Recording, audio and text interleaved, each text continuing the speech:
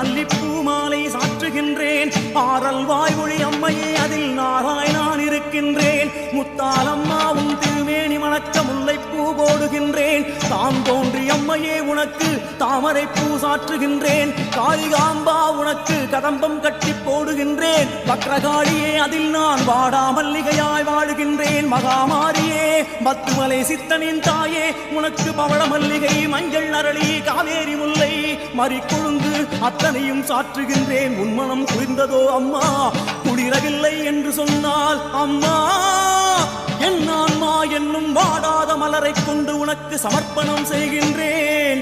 சமயம் இதுவென வாரும் அம்மா.